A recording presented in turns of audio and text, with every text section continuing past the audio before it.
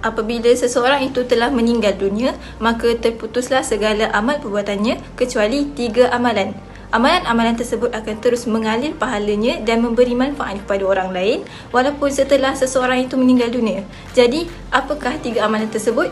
Jom kita lihat. Rasulullah SAW pernah bersabda, "Idza matal insan inqata'a anhu amaluhu illa min thalathah, sadaqatin jariyah aw ilmi yuntafa'u bih aw waladin salihin yad'u lah."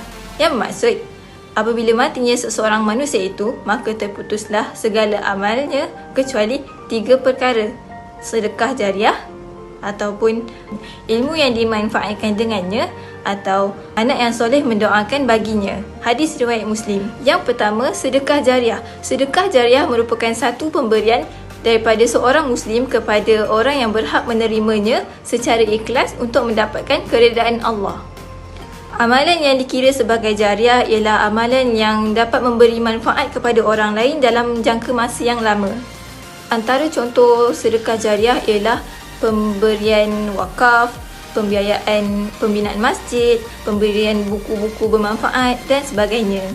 Contoh mudah yang kita semua boleh lakukan ialah mewakafkan Al-Quran kepada masjid, surau ataupun sekolah. Selagi mana ada orang menggunakan Al-Quran tersebut, maka kita akan mendapat pahala walaupun kita telah meninggal dunia.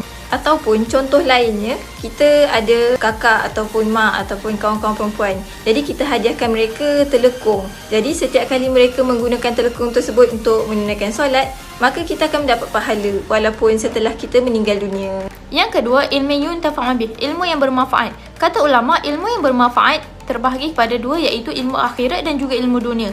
Ilmu akhirat, contoh seseorang itu mengajarkan Al-Quran kepada orang lain, dan asbab daripada itu orang itu dapat membaca Al-Quran dengan baik dan fasih. Maka beruntunglah orang yang mengajarkan itu. Kerana apa? Kerana dia akan mendapat pahala yang berterusan walaupun setelah dia meninggal dunia.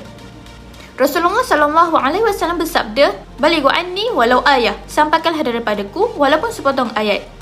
Ilmu dunia, kata ulama, yang memberikan kebaikan. Sebagai contoh, ilmu kedoktoran. Seseorang itu pandai dalam bidang berurut dan dia mengajarkan ilmu tersebut kepada anak buah ataupun sahabat kenalan, dan orang itu menggunakan ilmu tersebut, maka orang yang mengajarkan itu akan mendapat pahala yang berterusan walaupun setelah dia meninggal dunia. Rasulullah SAW bersabda, "Man dalla ala khairin falahu mithlu ajri fa'ilih." Sesiapa yang memberi petunjuk kebaikan, maka ia mendapatkan pahala sebagaimana pahala-pahala orang yang mengerjakannya. Hadis diriwayat oleh Imam Muslim. Yang ketiga, waladin salihin yad'ulah, anak soleh yang mendoakan ibu bapa. Anak soleh itu adalah anak yang beriman, yang sahih akidahnya. Sebab itu, ibu bapa mempunyai peranan yang sangat besar dalam mendidik anak-anak mereka. Jika baik tarbiyahnya, maka solehlah anak tersebut. Namun, jika sebaliknya, ia akan mendatangkan kerugian kepada diri mereka sendiri. Anak adalah harapan orang tua untuk mendoakan mereka saat mereka masih hidup maupun telah meninggal dunia. Anak yang soleh ni bukan anak sahaja, malah semua keturunan yang soleh seperti anak cucu dan cicit mereka yang soleh.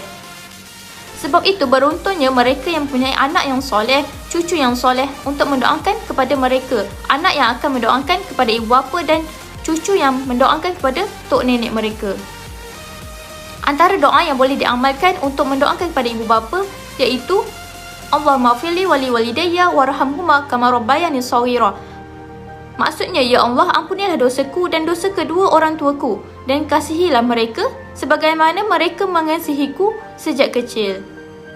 Jadi inilah 3 amalan yang apabila kita lakukannya, pahalanya akan terus mengalir walaupun kita sudah meninggal dunia. Jadi kita haruslah sentiasa mempraktikkan 3 amalan ini supaya dapat menjadi Muslim yang lebih baik dan menjadi hamba Allah yang beruntung. Wallahu a'lam.